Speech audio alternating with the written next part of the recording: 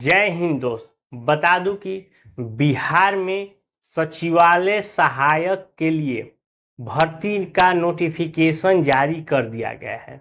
भर्ती कितने पद पे आ रही है, किस किस पद में कितने कितने आपकी भर्तियां हैं, क्या क्वालिफिकेशन मांगा जा रहा है, फॉर्म कब से भरे जाएंगे, क्या इसमें सिलेक्शन प्रोसेस रहेगा, क्या सैलरी दी जाएगी, फॉर्म भरते समय क्या डॉक्यूमेंट आपको अपने साथ रखने हैं, सारी चीजों को हम इस वीडियो में पूरा डिटेल्स के साथ बताने वाले हैं। तो इस तरह के पाने के लिए हमारे चैनल को जो सब्सक्राइब करें।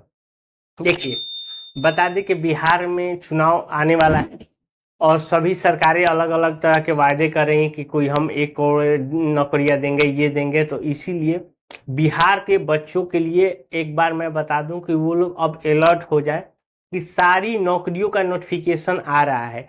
ये भी आया है और भी वैकेंसियां का नोटिफिकेशन आया है, जिसका मैं आगे वीडियो बना के सभी को बताऊंगा।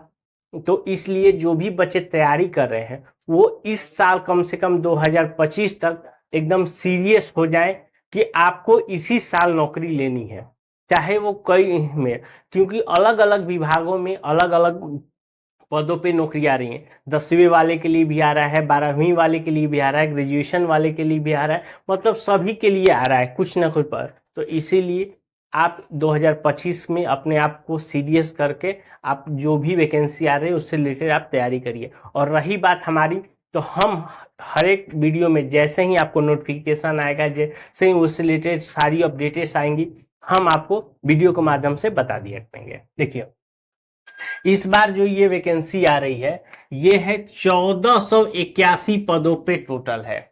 अगर मैं ये भी कह दूं कि जो ये भर्ती है ये एक ऑफिशियल जॉब है, मतलब आप ऑफिस में आराम से जाएंगे, 10 बजे से लेके 5 बजे तक आप ऑफिस काम करेंगे।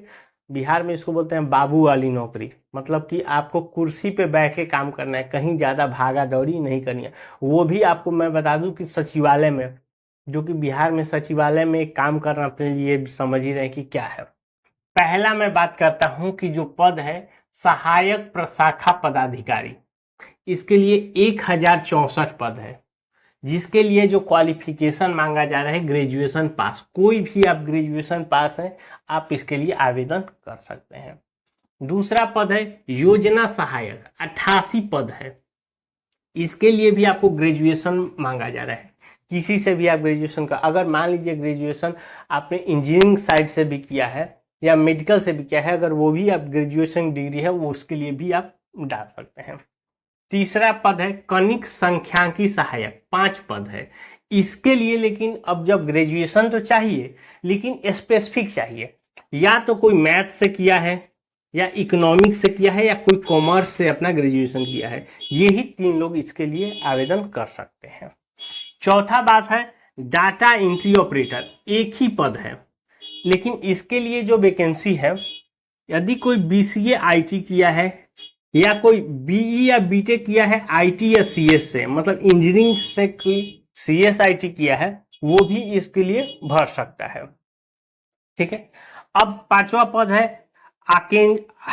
अंकेक्षक, 125 पद, इसके लिए भी ग्रेजुएशन चाहिए, लेकिन आपको स्पेसिफिक है मैथ, इकोनॉमिक्स या कॉमर्स, यही 3 से जो ग्रेजुएशन किया है वही इसके लिए भर सकता है। अंकेक्षक सहयोग समिति, 198 पद है, इसके लिए भी मैथ, इकोनॉमिक्स और कॉमर्स। तो यही वो 6 अलग अलग तरह के पद है, सबके लिए अलग अलग क्वालिफिकेशन है और अलग अलग सीटों पे आपकी वैकेंसी निकली हुई है। ये हो गया। अब बात करते हैं कि इसमें एज का।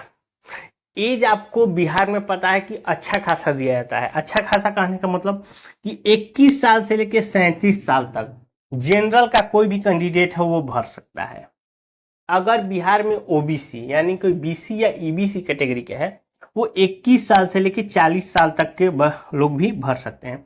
अगर कोई जनरल की महिला है, जनरल की महिला, उसके लिए भी 40 साल आपका एज दिया हुआ है।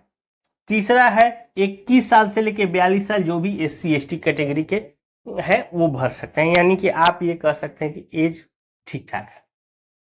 बात करते हैं फॉर्म भरने का। फॉर्म देखिए, 18 अगस्त से आपका ये फॉर्म शुरू होगा और 17 सितंबर तक आप इस फॉर्म को भरेंगे। 1 महीने आपके पास पूरा समय है फॉर्म भरने के लिए। लेकिन मैं बता दूं कि जब फॉर्म आप भरेंगे तो कोशिश करिएगा कि लास्ट डेट में कभी मत भरिए, क्योंकि बिहार के आपके सर्वर का पता है कि लास्ट के 10 दिनों में सभी बच्चे चाहते हैं कि लास्ट में फॉर्म भरेंगे, तो और लास्ट में भरने के कारण सर्वर पे इतना ज्यादा लोड होता है कि सर्वर क्रैश होता है, फॉर्म सही से नहीं भर पाता है, फॉर्म लिखेंगे कुछ, लिखाएगा कुछ, इस तरह के बहुत सारे, तो इसलिए आप समय से पहले आप फॉर्म भर लीजिएगा। फॉर्म भरने का जो चार्ज है 540 रुपए है, वो है जनरल, ईडब्ल्यूएस और ओबीसी का।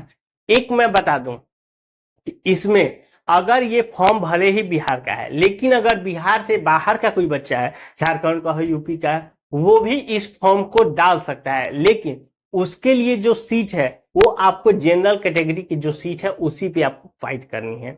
आपको आरक्षण वाले कोटा पे आपको फाइट नहीं मिलेगा। 135 रुपए है जो SC ST और कोई फीमेल है उसके लिए आपको चार्ज देना है। अब बात करते हैं सिलेक्शन प्रोसीजर का। सिलेक्शन प्रोसीजर में ये 2 कंडीशन है। पहला कंडीशन है अगर फॉर्म 40,000 से नीचे भरा जाता है, तो 40,000 से अगर नीचे भरा जाता है तो आपको एग्जाम नहीं लिया जाएगा, मेरिट के बेस पे बना दिया जाएगा।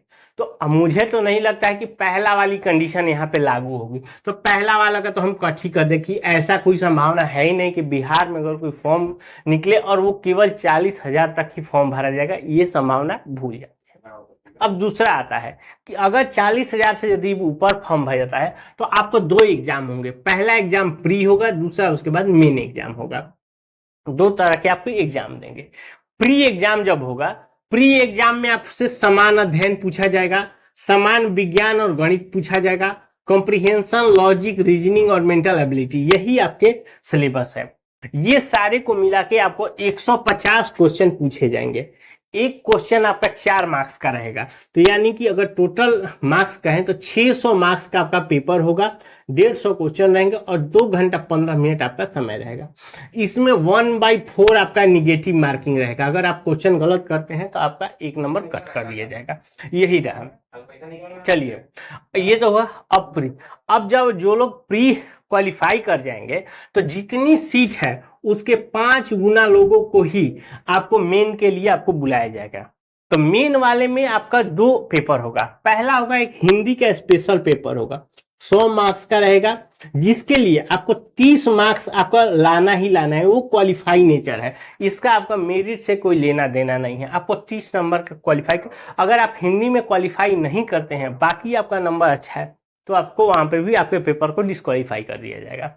दूसरा में है कि सेम जो आपने प्री में जो पेपर दिए हैं, समान अध्ययन, समान विज्ञान, गणित, कॉम्प्रिहेंशन, लॉजिक, रीजनिंग, मेंटल, यही से आपका क्वेश्चन रहेगा। यानी कि दूसरा वाला जो पेपर होगा सेम वही टॉपिक से आपके पेपर होंगे, यही आपका सिलेबस रहेगा। सैलरी की बात करें, देखिए सैलरी अलग अलग है। आपको कुछ पदों पे 50,000 के आसपास सैलरी रहेगी, कुछ पदों पे 60,000 से भी ज्यादा आपकी सैलरी रहेंगी। यानी कि कुल मिला के सैलरी कहें कि 50,000 से लेकर 60,000 के बीच में आपकी सैलरी रहने वाली है। बात करते हैं डॉक्यूमेंट का। जब आप फॉर्म भरेंगे तो आपको 10वीं का मार्कशीट और सर्टिफिकेट, 12वीं का मार्कशीट और सर्टिफिकेट, ग्रेजुएशन का मार्कशीट और सर्टिफिकेट, ये आपके 6 मुख्य डॉक्यूमेंट हो। अगर मान लीजिए कोई BE BTech वाला होगा तो भैया वो अपना ग्रेजुएशन की जगह अपना BE BTech वाला सर्टिफिकेट देगा। आधार कार्ड, बात कर उसके बाद जनरल EWS वाले EWS देंगे। देखिए जो BC और EBC है वो अपना NCL देंगे, ध्यान रखिएगा। OBC मत यहाँ लगाइएगा, यहाँ पे NCL लगेगा। उसके बाद SC ST वाले कास्ट लगाएंगे। अब इस कंडीशन में अगर कोई महिला है, महिला अगर शादीशुदा है तो ध्यान रखिएगा उसका NCL हमेशा उसके मायके से बनेगा, ये ध्यान रखिएगा। अगर कोई अनमैरिड है तो उसके ऑलरेडी उससे शादी हुआ ही नहीं है तो वो अपने पिता के एड्रेस से ही बनाएगी। तो लेकिन जो शादीशुदा महिला है वो खास कर ध्यान रखेगी, वो अपना NCL हो वो अपने मायके से बनवाएगी। उसके बाद आपका निवास प्रमाण पत्र लगेगा, ठीक है। तो ये सारे नोटिफिकेशन के डिटेल्स है। फॉर्म आपके 18 अगस्त से भरे जाएंगे, ठीक है। तो इसके बावजूद भी इससे रिलेटेड आपको कोई और जानकारी चाहिए तो हमें नीचे कमेंट करके पूछ सकते हैं। मिलते हैं नए वीडियो में, तब तक के लिए।